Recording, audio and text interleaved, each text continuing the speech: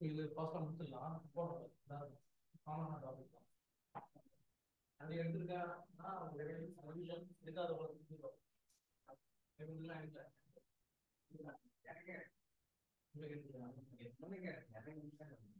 எடுத்துடலாம்.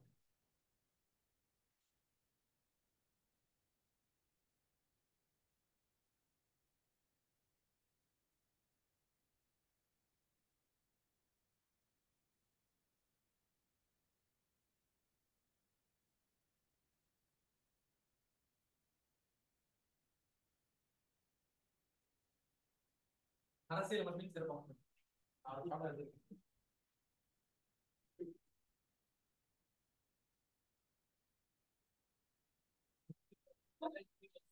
கான்ஸ்டிடியூஷன் சரிங்களா?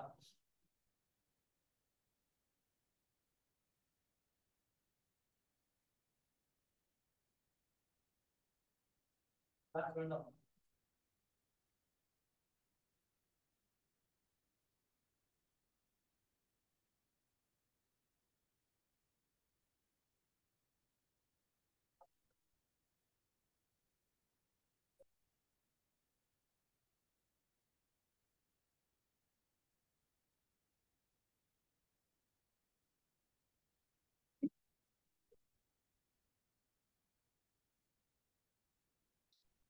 இந்த டாபிக் பார்த்தீங்கன்னா தெரிஞ்சுப்போம் அப்படின்னா கான்ஸ்டியூஷன் நம்ம ஆல்ரெடி நமக்கு பேசிக்ஸ் தெரியும். உங்களுக்கு இது செகண்ட் கிளாஸ் தான் புதுசாக இருக்கும் இல்லை நீங்கள் அவ்வளோ சொல்லியிருக்கோம் நீங்கள் புரிஞ்சு சொல்லுங்கள். இந்த கான்ஸ்டியூஷன் அப்படின்னு தமிழ் நம்ம அரசியல் அமைப்பு அப்படின்னு சொல்லுவோம். இந்த அரசியல் அமைப்பு அப்படின்னா அதுல என்ன இருக்குன்னா அந்த அரசியல் அப்படின்னு சொல்லி ஒரு வார்த்தை இருக்கு. அப்புறம் அமைப்பு இருக்கு. நீங்களா அரசியலோட அமைப்பு அதான் நம்ம படிக்கிறோம். அரசியல் அமைப்பு அப்படின்னு பார்த்தீங்கன்னா யார் ஃபர்ஸ்ட் சிட்டிசன் ஆஃப் இந்தியா அப்படின்னு நம்ம யாரை சொல்லுவோம்? பிரசிடென்ட் சொல்லுவோம். இப்போ பிரசிடென்ட்ல தொடங்கி அதாவது குடியரசுத் தலைவர்ல தொடங்கி குடிமகன் வரைக்கும் கடைசி குடிமகன் வரைக்கும் படிக்கிறது தான் நம்ம என்னன்னா கான்ஸ்டியூஷன் அரசியல் அமைப்பு. அதுக்குள்ள வந்து குடியரசுத் தலைவர் இருப்பாரு. அதுக்கப்புறம் வந்து பாத்தீங்கன்னா பிரதம மந்திரி இருப்பாரு. அதுக்கப்புறம் பாத்தீங்கன்னா துணை குடியரசுத் தலைவர் இருப்பாரு. அப்படியே கவர்னர் இருப்பாரு. முதலமைச்சர்கள், மாநில அமைச்சர்கள், அப்புறமா சட்டமன்ற உறுப்பினர்கள், அப்புறமா வந்து மக்களவை உறுப்பினர்கள், மாநிலங்களவை உறுப்பினர்கள். ஸோ இவங்கெல்லாம் இதுதான் நம்ம படிக்கிறோம். சரிங்களா? ஸோ அதுல டெய்லி நம்ம ஏதாவது டாபிக் சிலபஸ் என்ன டாபிக் இருக்கோ அதில் டாபிக். ஸோ அதுல என்ன இதுல என்னன்னு பாத்தீங்கன்னா இது எல்லாம் மிக்ஸ் பண்ணி இருக்கிறது தான் ஒரு ஸ்பெஷல் ஃபீச்சர் ஆஃப் கான்ஸ்டியூஷன். கான்ஸ்டியூஷன்ல எல்லாமே மிக்ஸ் பண்ணி நான் சொன்னேன் இல்லையா, எல்லாமே சேர்ந்ததுதான் ஒரு சிறப்பு அம்சமா சொல்றோம். ஓகேங்களா? மிக்ஸ் பண்ணி படிப்போம், எல்லாத்தையும் தனித்தனியா படிப்போம். அது வேற, இதுல வந்து எல்லாம் மிக்ஸ் பண்ணி படிப்போம். நம்மளுடைய இந்திய அரசியலமைப்பு இந்தியன் கான்ஸ்டியூஷன் பாத்தீங்கன்னா இந்த ரீசனுக்காக இது வந்து ஒரு ஸ்பெஷல் ஃபீச்சர், இந்த ரீசனுக்காக இது செகண்ட் ஸ்பெஷல் ஃபீச்சர், இந்த ரீசனுக்காக தேர்ட் ஸ்பெஷல் ஃபீச்சர். இது மாதிரி கிட்டத்தட்ட ஒரு 18 டைப்ஸ் ஆஃப் ஸ்பெஷல் ஃபீச்சர்ஸ். அதாவது 18 வகையான சிறப்பு அம்சங்கள் நம்மளுடைய கான்ஸ்டியூஷன். ஓகேங்களா? ஸோ அதான் நம்ம ஒன் பை ஒன் இப்போ டிஸ்கஸ். ஓகேங்களா? சில புக்ல 16 இருக்கும், சில புக்ல 15 இருக்கும், சில இதுல வந்து ஆனா 18 ஆக்சுவலா ஓவரால் பார்த்தீங்கன்னா லாஸ்ட் கோஆபரேட்டிவ் ஸ்டடி வரைக்கும் வந்து முடிஞ்சிடும். மொத்தம் வந்து 18 சிறப்பம்சங்கள். ஓகேங்களா? அதில் ஒன்று ஒன்றா இருப்பாங்க. உங்களுக்கு ஒரு கைடு இருந்துச்சா மடியில் கான்ஸ்டியூஷன்னா சொல்ல தெரியும் இதுதான். ஓகேங்களா? ஸோ அதை வந்து நம்ம எப்படி படிப்போம்னா பழைய ஸ்டூடெண்ட்ஸ்க்கு தெரியும். நம்ம வந்து அரசியலமைப்பை உருவாக்கும் போது அதை எப்படி பார்க்கணும், அதோடைய பேசிக் ஸ்ட்ரக்சர் எப்படி இருக்கும், what is the basic structure, எவ்வளவு சொல்லி படிக்கிறோம். What is the basic structure of the constitution?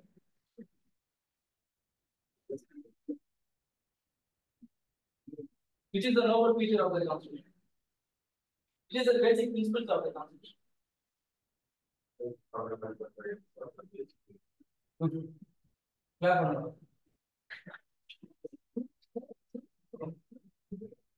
Noble feature. Age students college படிக்கும்போது எங்க சார் ஒருத்தர் இருப்பாரு, C++ நடக்கும், சி நடக்கும், ப்ரோக்ராம் நிறைய போடிங்.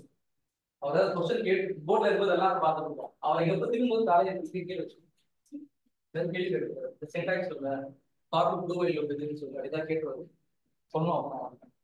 சொன்னா நிக்க வச்சுருக்காரு, சொல்லாத நின்று காரணம் அதுக்கு பார்க்க மாட்டோம், முக்கிய பார்க்கணும். இன்னும் கேள்வி தலையெடுத்து பார்க்க திரும்ப திருப்பி பின்னாடி பேசிட்டு இருப்போம்.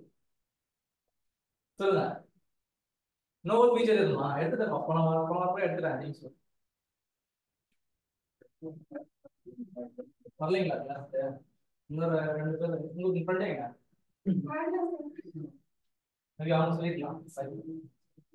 டிபிஎஸ் வந்துட்டீங்களா?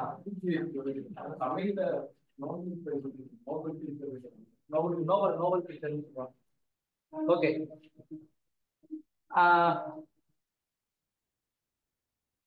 மறுபடியும் ரிவைஸ் பண்ணுமா? டாபிக் எதுவும் பார்த்தா ரிவைஸ் பண்ண மாதிரி போதும். மறந்துட்டீங்க அதுக்குதான். சரி பரவாயில்ல, நான் டாபிக்கே முடிச்சிடறேன், டைம் ஆச்சுங்களா? ஸோ அதில் வந்து நிறைய பார்க்க போகிறோம். பேசிக் ஸ்ட்ரக்சர் சொன்னல, அது என்ன அப்படின்னா எப்படி நம்மளுடைய டிசைன் பண்ணிருக்காங்க நம்ம கான்ஸ்டியூஷனை.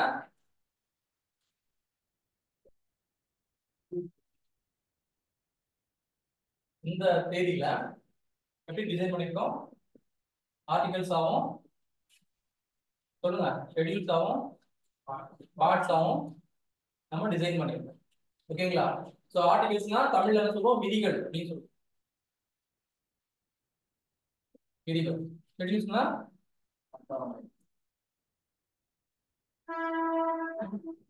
பகுதிகள். யாருக்கு தெரியும் ஆன்சர் சொல்லுங்க.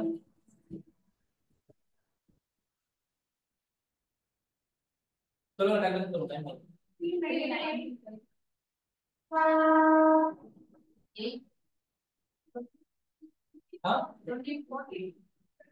யாரோ 25 சொன்ன மாதிரி இருக்கு சார். 22. ஓகேங்களா? ஸோ நம்மளுடைய கான்ஸ்டியூஷன் பேசிக்கா வந்து இப்படிதான் இருந்துச்சு. இப்போ வந்து மாறி நம்ம எல்லாருக்கும் தெரியும், பழைய பொழுது தெரியும், புதுசு தெரியாத திருப்பி எழுதி போட்டிருக்கேன்.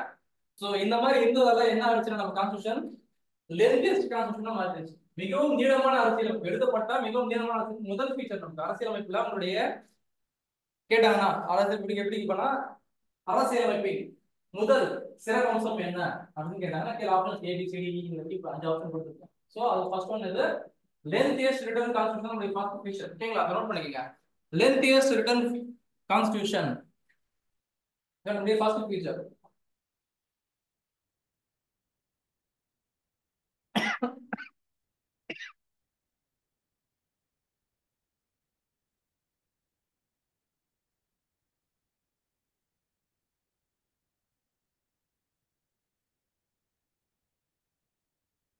எழுதுறீங்களா? எக்ஸாம்பிளுக்கு இது எழுதிக்கணும். எக்ஸாம்பிளுக்கு அது லென்தியஸ்ட் ரிட்டன் கான்ஸ்டியூஷன்ல எக்ஸாம்பிளுக்கு இது articles எழுதிச்சு.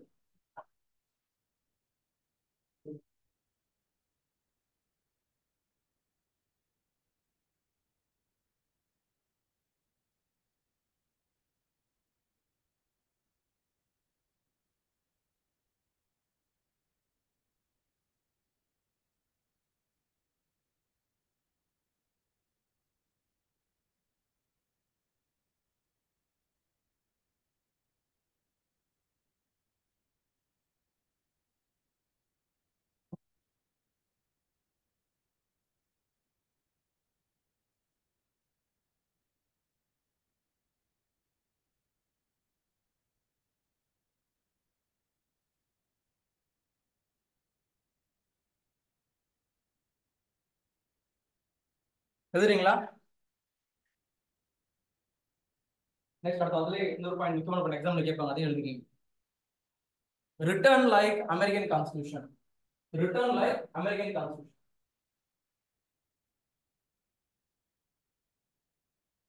and unwritten like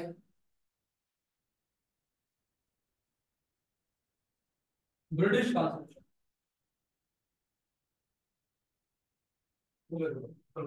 எழுதுறீங்களா? Written like American, unwritten like British. அமெரிக்க அரசியலமைப்பை போன்ற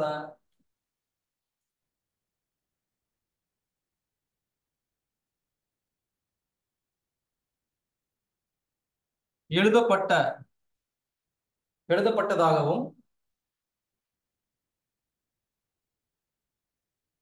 பிரிட்டிஷ் அரசியலமைப்பை போன்ற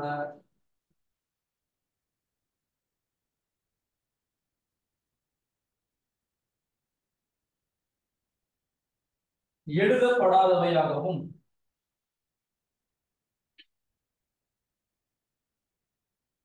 நம் இந்திய அரசியலமைப்பு உள்ளது.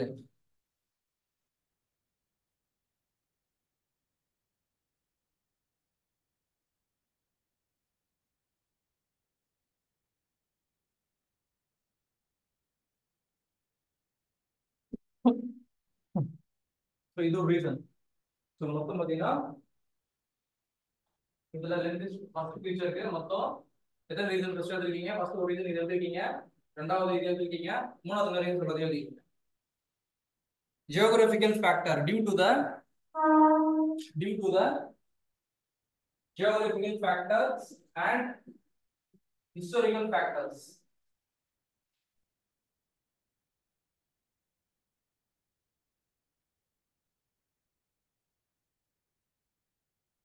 Due to the geographical and historical factors. ठीक है, தமிழ்ல புவியியல் ரீதியாகவும் புவியியல் ரீதியாகவும் வரலாறு காரணங்களாலும்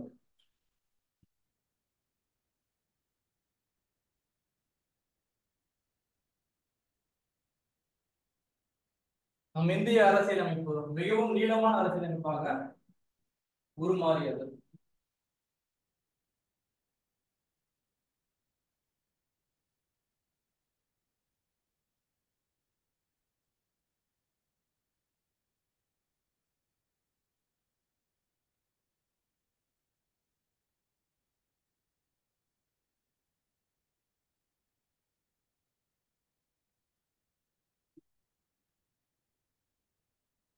எழுதிட்டீங்களா? என்ன எழுதிருக்கீங்க? ஃபர்ஸ்ட் இதுக்கு lengthiest written constitution அப்படின்னா என்ன சொல்லுவீங்க?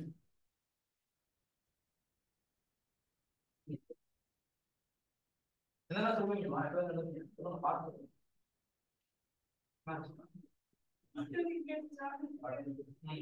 அது முன்னாடி நீங்க அதெல்லாம் சொல்லுங்க. அட்டவணைகள் நிறைய அதுக்கப்புறம்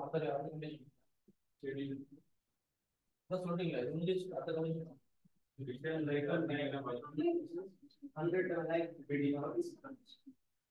அடுத்த கண்டிஷன் கிளியரா?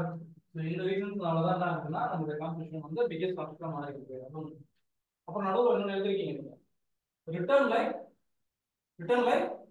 America, unwritten like British. Written unwritten என்னது? எழுதப்பட்டது எழுதப்படாதது. எழுதப்பட்டது தான் நம்ம வச்சிருக்கோம், அப்படிதான் அமெரிக்கா வச்சிருக்காங்க. ஆனா பிரிட்டிஷ் கிட்ட எப்படின்னா பிரிட்டிஷ் கான்ஸ்டிடியூஷன் காப்பி பண்ணிருக்கோம். டோட்டலா எத்தனை கண்ட்ரியோட கான்ஸ்டிடியூஷன் நம்ம காப்பி பண்ணிருக்கோம்? டோட்டலா மொத்தம் எத்தனை கான்ஸ்டிடியூஷன்? யார் சொன்னது? 60.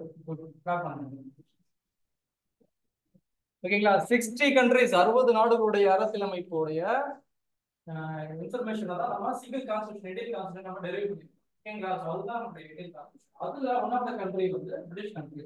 பட் பிரிட்டிஷ்ல எப்படி வச்சிருக்காங்கன்னா அன்ரிட்டன் கான்ஸ்டிடியூஷன் அப்படின்னு அர்த்தம். அங்க எழுதப்படாததுன்னா அப்படி கிடையாது அர்த்தம். அது படிக்கும் போது நம்ம எழுதும் போது அன்ரிட்டன் கொடுக்கணும், உண்மையில அது கிடையாது. அதுவும் எழுதப்பட்டதுதான். என்ன டிஃபரன்ஸ் அப்படின்னா நம்ம இந்த டேட்ல என்ன பண்றோம்? நம்மளுடைய கான்ஸ்டிடியூஷன் இவ்வளவுதான் நம்ம எழுதி முடிச்சிட்டோம். இதுதான் நமக்கு தேவைன்னு முடிவு பண்ணி முடிச்சிட்டோம். நம்ம கான்ஸ்டிடியூஷன் வந்து எழுதப்பட்டு முடிஞ்சிருச்சு. 26 ஜனவரி 1950 என்ன பண்ணோம்? அதை இம்ப்ளிமெண்ட் பண்ணிட்டோம். அந்த டேட்ல இம்ப்ளிமெண்ட் ஆயிடுச்சு. ஓகேங்களா? இதுதான். இது மாதிரி ஒவ்வொரு நாட்டுக்கும் ஒரு டேட் கான்ஸ்டிடியூஷன் எழுதியிருப்பாங்க, முடிச்சிட்டு இருப்பாங்க. அதுக்கப்புறம் அதை அப்டேட் தான் பண்ணியிருப்பாங்க. ஓகேங்களா? புரியுதுங்களா சொல்றது? ஆனா பிரிட்டிஷ் சில கண்ட்ரில என்ன பண்ணுவாங்கன்னா அன்ரிட்டன் கான்ஸ்டிடியூஷன், அதாவது இன்னும் முடிக்கல, அவங்களுக்கு மனசு என்ன ஆகுதுன்னா திருப்தி அடையல. இன்னும் என்னுடைய கான்ஸ்டிடியூஷன் முழுமையாக அடையல, இன்னும் ஃபுல்ஃபில் ஆகல, இன்னும் நிறைய இன்ஃபர்மேஷன் ஆட் பண்ணுவோம், ஏதோ மிஸ் பண்றோம் அப்படிங்கிற மாதிரி ஒரு ஃபீல் பண்ணுவாங்க ஜெனரலாகவே. ஸோ அந்த மாதிரி வந்து சில கண்ட்ரி வந்து நம்மளுடைய கான்ஸ்டியூஷன் வந்து அவங்க ஃபீல் பண்ணுறாங்க, இன்னும் முடியாம வச்சிருக்கோம், நம்ம இன்னும் நிறைய ஆட் பண்ண முடியுது. அது அப்போ அந்த மாதிரி கான்ஸ்டியூஷன் இருந்தது, அதுக்கு பேர் என்னன்னா அன்ரிட்டன் கான்ஸ்டியூஷன் சொல்லுவோம். அவங்க இன்னும் வந்து டிசைட் பண்ணலாம், இந்த டேட்ல வந்து நம்ம இம்ப்ளிமெண்ட் பண்ணிக்கலாம், அந்த ரெண்டு முடிவு பண்ணலாம். ஆனா எழுதி தான் இருக்காங்க, வச்சுக்கோங்க. புரியுதுங்களா? ரிட்டன் அன்ரிட்டன் ரெண்டுக்கும் டிஃபரன்ஸ் புரியுதுங்களா? புரியுதா? நெக்ஸ்ட் வாங்க, அடுத்த condition. Second feature, drawn from various sources. Drawn from various sources. பல்வேறு ஆதாரங்களில் இருந்து பெறப்பட்டது.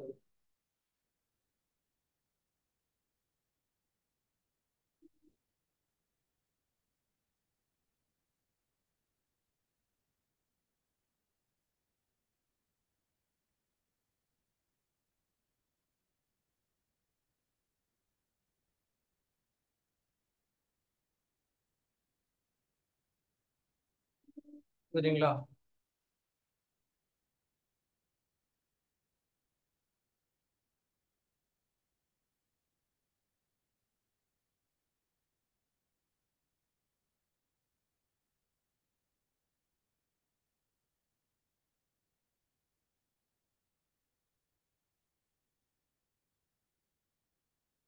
அது கீழே எழுதிங்க.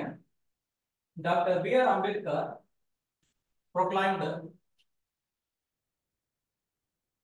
Dr. B.R. Ambedkar proudly proclaimed that the Constitution of India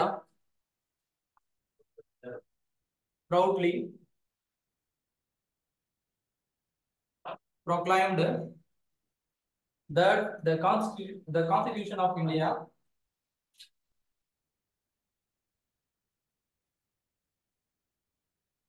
has been framed after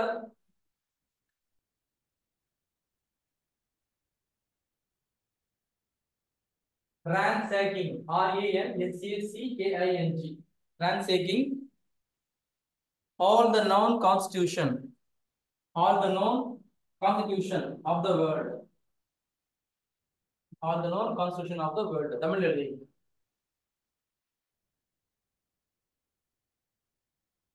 இந்திய அரசியலமைப்பு அதன் பெரும்பாலான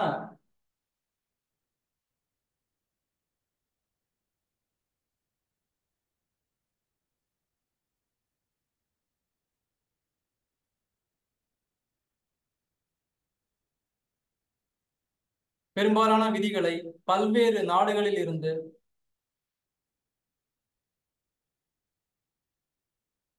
பல்வேறு நாடுகளின் அரசியலமைப்பில் இருந்து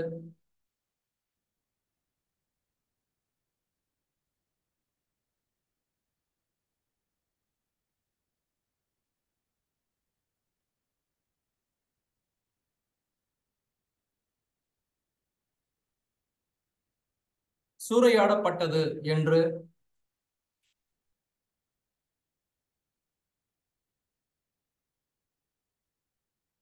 doctor B.R. Ambedkar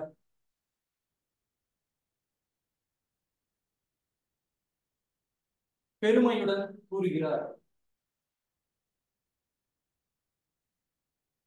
doctor B.R. Ambedkar பெருமையுடன் கூறுகிறார். நம்ம காப்பி பண்ண சொன்னோம் இல்ல, அந்த கான்ஸ்டியூஷன் வந்து பியூர் கான்ஸ்டியூஷன் கிடையாது, காப்பி பண்ண சொன்னோம். அது அம்பேத்கர் வந்து அது பெருமையா சொல்றாரு, நம்ம வந்து நிறைய கான்ஸ்டியூஷன் காப்பி பண்ணி நம்ம வந்து உருவாக்கி இருக்கோம் அப்படிங்கிற மாதிரி அவர் சொல்றாரு. அதை வந்து 3 இதுவும் பிரிக்கிறாங்க, எழுதிங்க. ஃபர்ஸ்ட் ஒன் வந்து structural part of the constitution. நம்ம கான்ஸ்டியூஷன் வந்து 3 இதா வந்து பிரிக்க முடியும், சரிங்களா? அதுல ஃபர்ஸ்ட் ஒன் வந்து structural part of the constitution.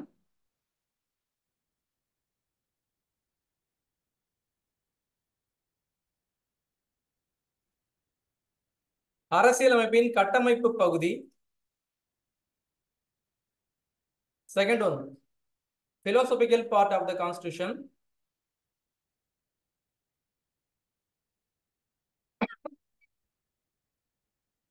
தத்துவ பகுதின்னு சொல்லுவோம் இத, அரசியலமைப்பின் தத்துவ பகுதி. தேர்ட் ஒன் வந்து political part of the constitution. அரசியலமைப்பின் அரசியல் பகுதி. எழுதிக்கிட்டு அது பக்கத்துலயே ஒரு ஷார்ட் ஒரு எக்ஸாம்பிள் சொல்றேன், ஞாபகம் வச்சுக்கலாம், நீங்க மறக்க மாட்டீங்க. பக்கத்துல எல்லாத்துக்கும் மூணுக்கும் ஒவ்வொரு எக்ஸாம்பிள் சொல்றேன். ஃபர்ஸ்ட் ஒன் ஸ்ட்ரக்சரல் பார்ட் இல்லையா, அதுக்கு வந்து எக்ஸாம்பிள் EX அப்படின்னு சும்மா ஒரு ஷார்ட்டா எழுதி வச்சுங்க போட்டு கவர்மெண்ட் ஆஃப் இந்தியா ஆக்ட் 1935 அப்படின்னு போட்டு கவர்மெண்ட் ஆஃப் இந்தியா ஆக்ட் 1935 ஷார்ட்டா எழுதி இந்திய அரசாங்க சட்டம் அப்படின்னு போடுங்க 1935 போடுங்க. ரெண்டாவது எழுதுறீங்களா, அது எழுதி அது எக்ஸாம்பிள் போடுங்க. ஃபண்டமெண்டல் ரைட்ஸ் போடுங்க and DPSP, fundamental rights and DPSP தத்துவ பகுதி எழுதுறீங்க இல்லையா, அது எழுதி. மூணாவது எழுதுக்கீங்க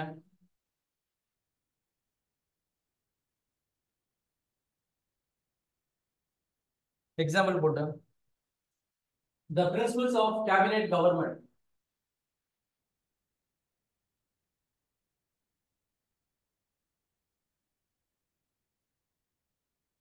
and the relations between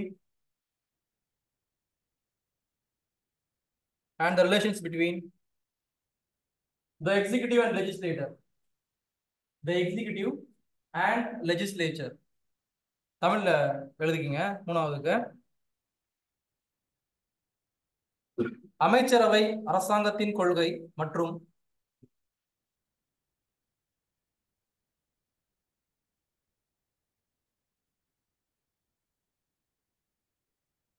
நிறைவேற்று மற்றும் சட்டமன்றத்திற்கு இடையிலான உறவுகள்.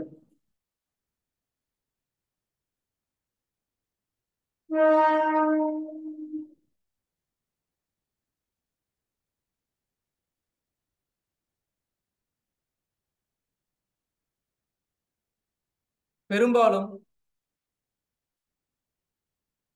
பிரிட்டிஷ் அரசியல் அமைப்பில் இருந்து பெறப்பட்டுள்ளது. நீங்க இங்கிலீஷ்ல வந்து last point have been largely drawn from, அந்த பாயிண்ட் நீங்க எழுதிக்க மாட்டீங்க, கடைசி பாயிண்ட்ல ஆட் பண்ணிக்கங்க. have been largely drawn from the British Constitution.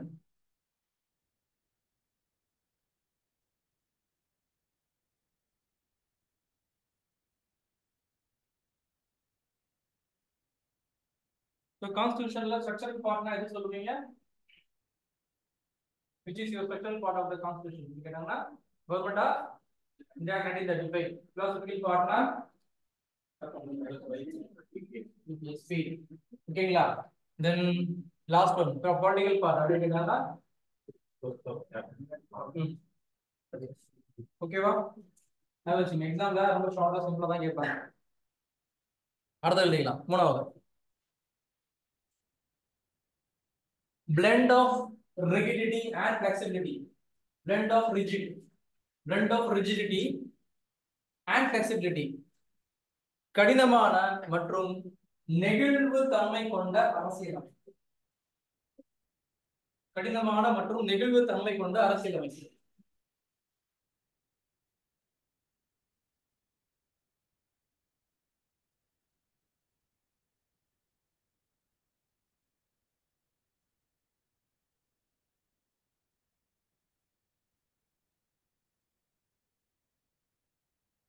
ஓகேவா?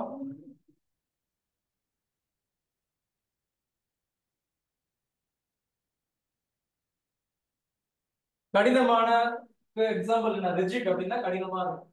ஓகேங்களா? கல்லு மாதிரி ஸ்ட்ராங்கா இருக்கும். ரிஜிட்னா ஃபிளெக்சிபிள், ரப்பர் மாதிரி ஒரு இழுத்தாடைகள் வந்து இருக்கு. ஓகேங்களா? ஸோ இதுதான் கரெக்டான எக்ஸாம்பிள். ஸோ இது வந்து எப்படி நம்ம கான்ஸ்டியூஷனுடைய மேட்ச் பண்ணலாம் அப்படின்னு பார்த்தீங்கன்னா நம்ம கடின தன்மைனா அடிப்படை மாற்றம். நெகிழ்வு தன்மைனா அமெண்ட்மெண்ட் சட்டத்திட்டங்கள். சிம்பிளா சொல்லணும் அவ்வளவுதான். ஓகேங்களா? சிம்பிளா சொல்லணும்னா அடிப்படை ஃபண்டமெண்டல் ரைட்ஸ் நம்ம எடுத்துக்கலாம். ஓகேங்களா? ரைட்ஸ்ங்கிறது எல்லாருக்கும் கட்டாயமா கொடுத்தே ஆகணும். அதுல எந்த ஒரு மாற்றமும் செஞ்சிடக்கூடாது. ஸோ மாற்றம் செய்யாம இருக்கிற பார்த்தீங்களா, இந்த மாதிரி சில லாஸ் எல்லாம் இதுன்னு சொல்லுவோம்னா ரிஜிட்னு சொல்லுவோம். மாற்றக்கூடாது, இது கரெக்டா இருக்கணும் அப்படின்னு சொல்லி சொல்றது. இல்லை யாராவது ஒரு ஹஸ்பண்ட் என்ன தண்டனை இருக்கும், அப்போ தண்டனையில இருந்து அவர் எந்த ஒரு இதுவும் அவர் ஜாதி மதம் இனம் வழி அந்த இதுவும் இல்லாம அவங்களுக்கு யாரு இருந்தாலும் தண்டனை கொடுத்தே ஆகும், ரிஜிடா இருக்கணும். ஓகேங்களா? இந்த மாதிரி சொல்றதெல்லாம் ரிஜிட்னு சொல்லலாம். ஃபிளெக்சிபிள் நம்ம கான்ஸ்டியூஷன் என்ன பண்றோம், எப்போ தேவையோ அப்ப நம்ம என்ன பண்றோம், சேஞ்ச் பண்றோம். அது என்ன ஆர்டிகல் யூஸ் பண்ணுவோம்? ஆர்டிகல் 368 அப்படிங்கிற ஒரு ஆர்டிகல் இருக்கு. அது என்ன சொல்லியிருக்காங்க? மாத்திக்கலாம். அதோட அமைப்பு பேசிக் ஸ்ட்ரக்சர் அப்படிங்கறத வந்து மாத்தாம நீங்க கான்ஸ்டிடியூஷன் சேஞ்ச் பண்ணிக்கலாம். இது ஆர்டிகல் நம்பர் 368ல ஆல்ரெடி டிசைன் பண்ணி சொல்லிட்டாங்க. ஓகேங்களா? சோ இதுதான் ரிஜிடும் ஃபிளெக்சிபிளுக்கு உள்ள டிஃபரன்ஸ். நான் சொல்றேன், நீங்க இப்ப எழுதிக்கங்க. A rigid constitution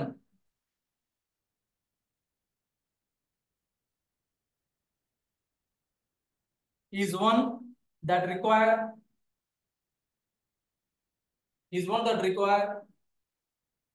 a special procedure for its amendments.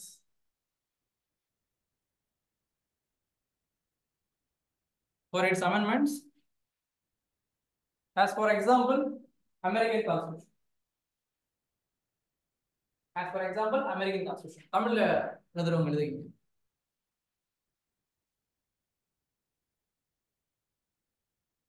ஒரு கடினமான அரசியல் அமைப்பு என்பது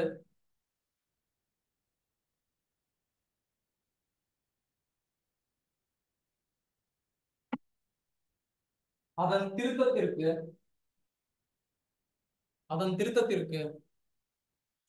ஒரு சிறப்பு நடைமுறை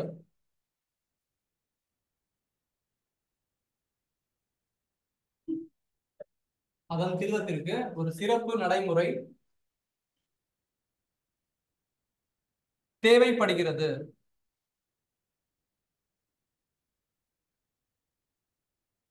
எக்ஸாம்பிளுக்கு அமெரிக்க அரசியல் அமைப்பு அப்படின்னு போடுங்க. எடுத்துக்காட்டாக அமெரிக்க அரசியல் அமைப்பு அப்படின்னு போடுங்க.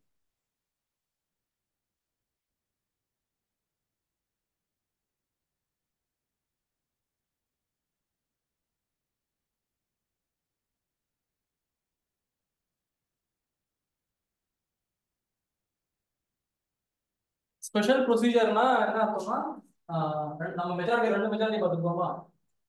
சிம்பிள் ஒன்று, ஸ்பெஷல் ஒன்று. சிம்பிள் மெஜாரிட்டி எத்தனை பர்சன்ட்? 51%. அது ஈஸியா பண்ணிடலாம். பார்லிமெண்ட்ல ஈஸியா வந்து அந்த பில்ல பாஸ் பண்ண முடியும், அது ஆக்டா வர முடியும். ஆனா சில இடங்கள்ல வந்து ஸ்பெஷல் மெஜாரிட்டி பண்ணா தான் சில அமெண்ட்மெண்ட்ஸ் பாஸ் பண்ண முடியும். அப்போ ரிஜிடா இருக்கிற ஏதாவது நீங்க மாத்த நினைச்சீங்கன்னா அப்ப என்ன இது யூஸ் பண்ணணும்னா ஸ்பெஷல் மெஜாரிட்டி தான், சிறப்பு பெரும்பான்மையை தான் நீங்க யூஸ் பண்ணணும். சாதாரண பெரும்பான்மை வந்து யூஸ் பண்ணக்கூடாது. கொடுங்களா? அதுதான் சொல்றாங்க. அமெரிக்கன் கான்ஸ்டிடியூஷன் படி நீங்க என்ன பண்ணலாம்? ஸ்பெஷல் அமெண்ட்மெண்ட் நீங்க யூஸ் பண்ணலாம் அப்படின்னு சொல்லுவாங்க. ஓகேங்களா? நெக்ஸ்ட் வந்து flexible. A flexible constitution is one that can be amended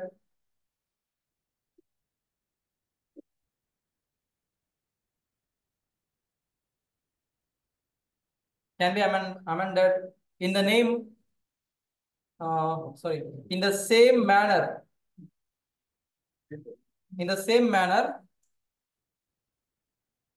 as the ordinary laws made.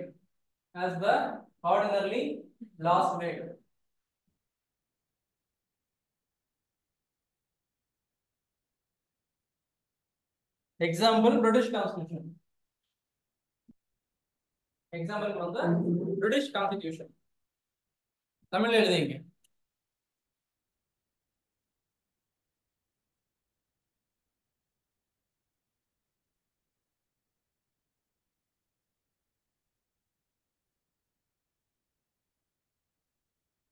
ஒரு நெகிழ்வான அரசியலமைப்பு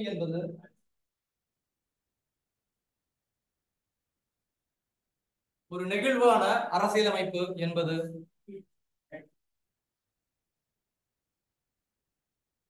பிரிட்டிஷ் அரசியலமைப்பை போலவே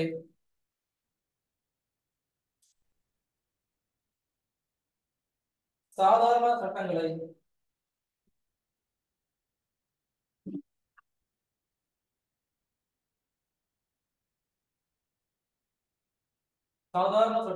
உருவாக்குவதைப் போலவே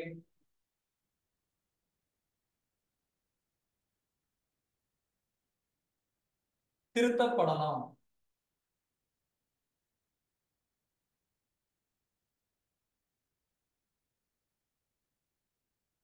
ஓகேவா?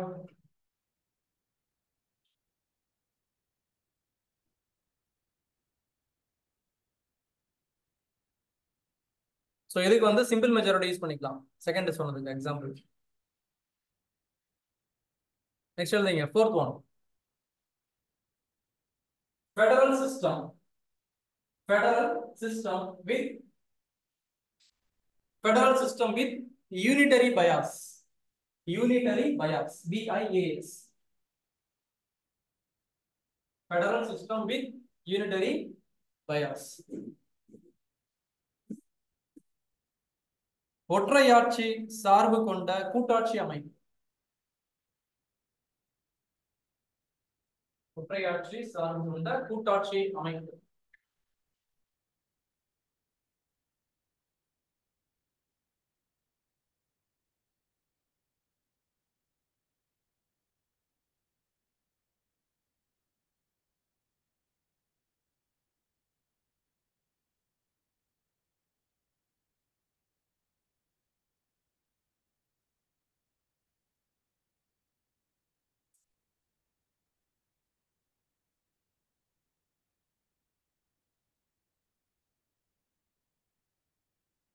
இது ரொம்ப சிம்பிள். ஃபெடரேஷன் அப்படின்னா கூட்டாட்சி. ஓகேங்களா? ஸோ மோர் தென் ஒரு பார்ட்டி.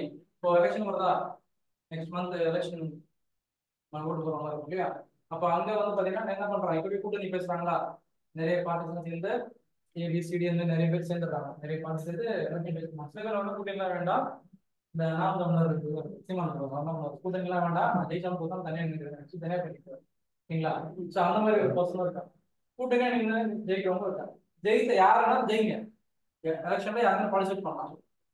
ஜெயிச்சிட்டீங்கன்னா நீங்க கவர்மெண்ட் ஃபார்ம் பண்ணி நீங்க சுயேட்சையா இருக்கலாம், நீங்க எந்த பார்ட்டி இருக்கலாம், தனியா இருக்கலாம், கூட்டா இருக்கலாம். என்ன இருக்கா யூனிட்டரி இருக்கு, ஃபெடரல் சிஸ்டம் ரெண்டுமே இருக்கு, நம்மளுடைய கவர்மெண்ட் ரெண்டுமே இருக்கு. ஓகேங்களா? ஸோ அப்படி என்ன சென்ட்ரல் கவர்மெண்ட் வந்துடும், அதாவது யூனியன் கவர்மெண்ட் வந்துடும், ஒரு ஸ்டேட் கவர்மெண்ட் வந்துடும். அப்ப இவங்களுக்கு ரிலேஷன் இருக்கு பாத்தீங்களா? ஸோ அங்க என்ன இருக்குன்னா பவர் வந்து டிஸ்ட்ரிபியூஷன், பவர் ஷேரிங் இருக்கு. அவங்களுக்குள்ள என்ன பண்றாங்க, பவர் அட்மினிஸ்ட்ரேஷன் எல்லாமே வந்து ஷேர் பண்ணிக்கிறாங்க. ஓகேங்களா? அது இது எல்லாமே எங்க வரும்னா யூனிட்டரியிலையும் இந்த ஃபெடரல் சிஸ்டம்லயும் வந்து உள்ள வரும். ஓகேங்களா? ஸோ ரெண்டு அங்க வந்து இந்த கவர்மெண்ட் இருக்கு, சென்ட்ரல் கவர்மெண்ட் ஒன்று இருக்கு, அதாவது யூனியன் கவர்மெண்ட் ஒன்று இருக்கு, ஸ்டேட் மாநில அரசு அப்படிங்கிறது ஒன்று இருக்கு. அவங்க ரெண்டுக்குள்ளேயும் வந்து அவங்களுடைய அதிகார பகிர்வு இருக்கு. அவங்க கொண்டு வர விஷயங்களை இவங்க தலையிட முடியாது, இங்க கொண்டு வர விஷயங்களை அவங்க தலையிட முடியாது. அவங்களுக்குள்ள ஒரு இண்டிபெண்டன்சி, ஒரு லிபரல் ஒரு ஃப்ரீடம் இருக்கு அவங்களுக்குள்ள. ஸோ அதுக்குள்ள யாரும் கிட்ட என்ட்ரு ஆக முடியும், இன்டர்ஃபியர் ஆக முடியாது. புரியுதுங்களா? ஸோ இந்த மாதிரி சொல்றது தான் என்ன சொல்றாங்கன்னா ஃபெடரல் சிஸ்டம் அப்படிங்கிறதோ யூனிட்டரி சிஸ்டம் அப்படின்னு சொல்றாங்க. நான் சொல்றது மட்டும் எழுதிக்கங்க ஷார்ட்டா.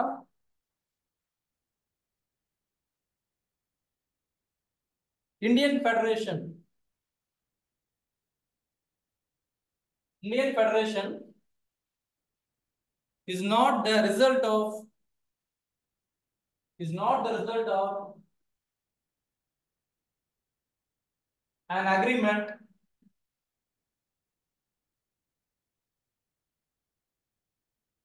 by the state. First condition. Second condition is no state has the right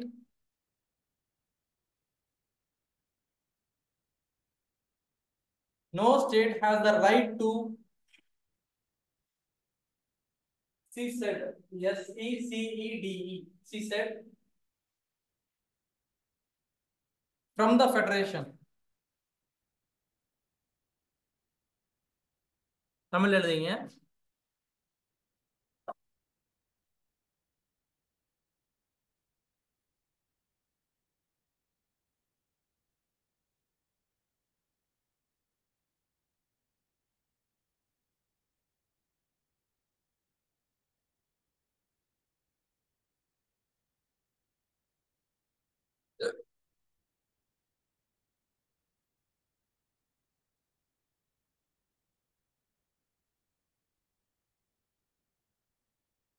இந்திய கூட்டமைப்பு என்பது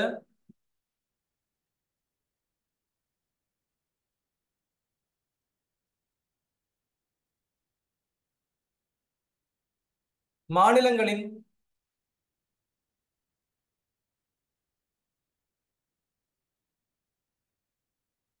ஒப்பந்தத்தில் குறிப்பிடவில்லை. செகண்ட் ஒன்,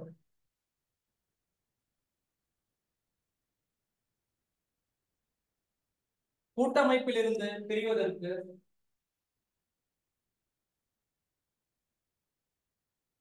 எந்த மாநிலத்திற்கும் உரிமை இல்லை.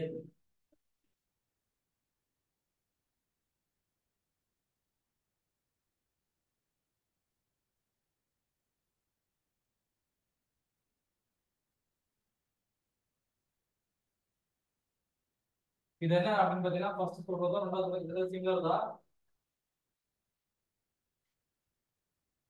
ஸ்டேட் கவர்மெண்ட்ல இப்போ 2016 என்ன பண்ணாங்கன்னா நம்ம தமிழ்நாட்டுல டெலிகேட் ஒரு ப்ரொவிஷன்ஸ் கொண்டு வந்தாங்களா.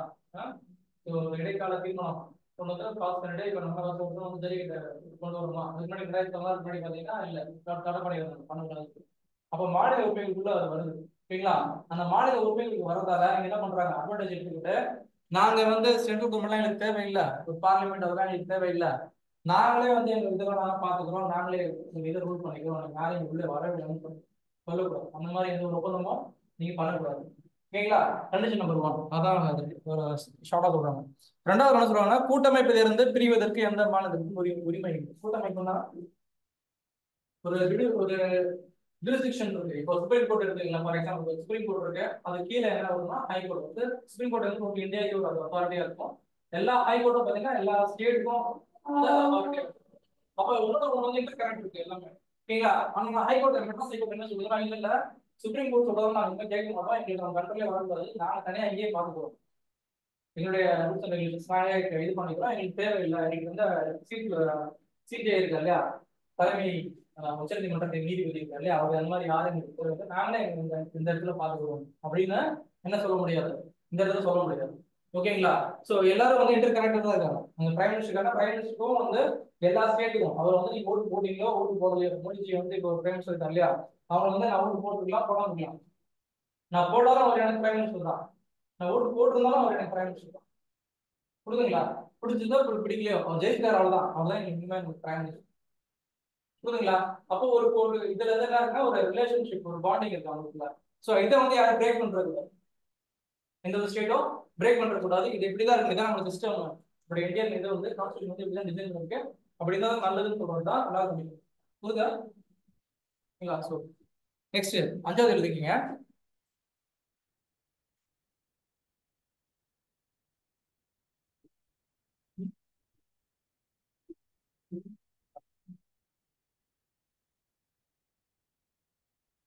Parliamentary form of government. Parliamentary form of government அரசாங்கத்தின் பாராளுமன்ற வடிவம்.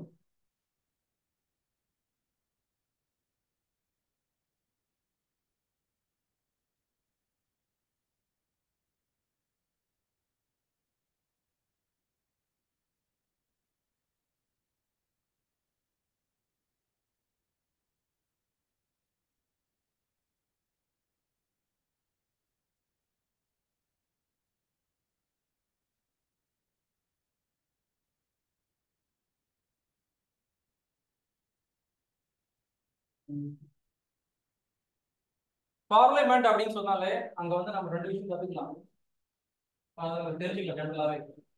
ஒரு பார்லிமெண்ட் அப்படிங்கிற அந்த பில்டிங் உள்ள என்னெல்லாம் இருக்கும் அப்படின்னு பாத்தீங்கன்னா ஒரு லோக்சபா இருக்கும், ஒரு ராஜ்யசபா இருக்கும்.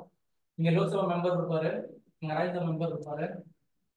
இங்க லோக்சபா வந்து சீஃப் யார் அப்படின்னு பாத்தீங்கன்னா ஸ்பீக்கர் இருப்பாரு. இங்க யார ராஜ்யசபா சீஃபா இருப்பாரு அப்படின்னா வைஸ் பிரசிடென்ட் இருக்கும், எக்ஸிகியூட்டிவ் சேர்மன் அப்படின்னு சொல்லி. ஓகேங்களா? ஸோ இந்தியா வந்து லோக்சபா மெம்பர்ஸ் எல்லாம் லீட் பண்ண கூட பர்சன் யார் அப்படின்னு பார்த்தீங்கன்னா பிரைம் மினிஸ்டர் வந்து அவங்க லீட், அவங்க தான் இந்த கட்சியோட லீடரா இருப்பாரு. இந்த பக்கம் அவங்க ராஜ்யசபா மெம்பர்ஸ் அவங்க வந்து லீட் பண்ண போற யார் இருப்பாரு, துணை குடியரசுத் தலைவர் அவங்க லீட் பண்ண போறாரு. ஓகேங்களா? ஸோ இந்த ஒரு ஸ்ட்ரக்சர், இந்த ஒரு ஸ்ட்ரக்சர் இருக்குல்ல, இந்த எம்பி இதெல்லாம் இதே ஸ்ட்ரக்சர் தான் எல்லா ஸ்டேட்லயும் வச்சிருக்காங்க. Parliament form of government. State government சொல்ல, அவங்க சென்ட்ரல் கவர்மெண்ட் சொல்ல, கவர்மெண்ட் காமனா சொல்லும்போது அப்ப அதுக்குள்ள ரெண்டும் வந்துச்சு, ஸ்டேட் அண்ட் சென்ட்ரல் வந்துச்சு. அப்ப அந்த டிசைன்ல தான் எல்லா டிசைன் பண்ணிருக்காங்க, எல்லா ஸ்டேட்லயும் வந்து டிசைன் பண்ணிருக்குன்னு சொல்லுவாங்க.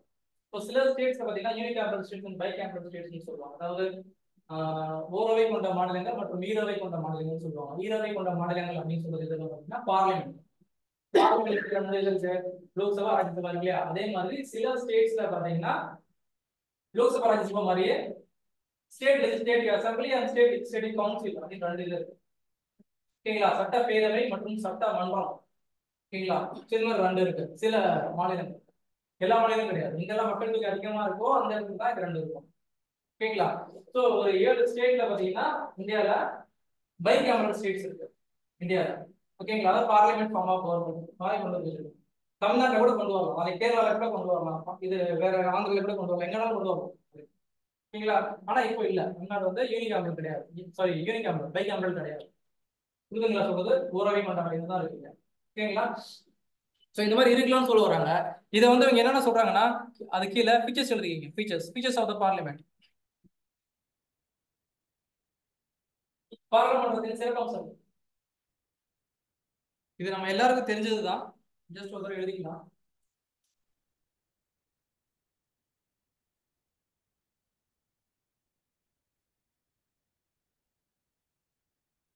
Presence of real and nominal executive, number 1. Presence of real and nominal executive.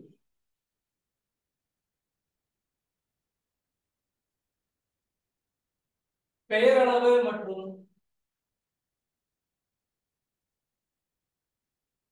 உண்மையான பிரதிநிதிகள்.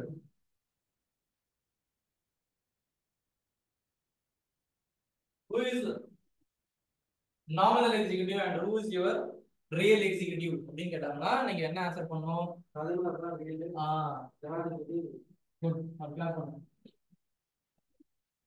ஓகேங்களா? பிரதமர் வந்து ரியல் எக்ஸிகியூட்டிவ், அவருக்கு தான் நிறைய அட்மினிஸ்ட்ரேஷன் நிறைய ப்ராப்ளம். அதனால என்ன பண்ணலாம், பிரதம மந்திரி மீடியா கிட்டே வரதில்லை, வந்தா நிறைய கேள்வி கேட்பாங்க, அதோட மடைக்கிடுவாங்க. ஓகேங்களா? ஸோ ஒரு இந்த எல்கேஜி ஒரு மூவி வந்துச்சு பாத்தீங்களா, அதுல கூட பாத்தீங்கன்னா அவர் ஏதோ சொல்ல வருவார், கடைசியில வந்து அவர் எங்கே நிற்கிறாங்க மீடியாவில் கேள்வி கேட்கிறார், அவர் அதை எதிர்பார்க்கவே மாட்டார். ஓகேங்களா? அது ரியல் நடக்கிறது. ஸோ அதனால தான் என்ன பண்ணாருன்னா தலைவர் வரதே இல்லை இதுலையுமே வேண்டாம் அப்படிங்கிறது. ஓகேங்களா? Second, majority party rule.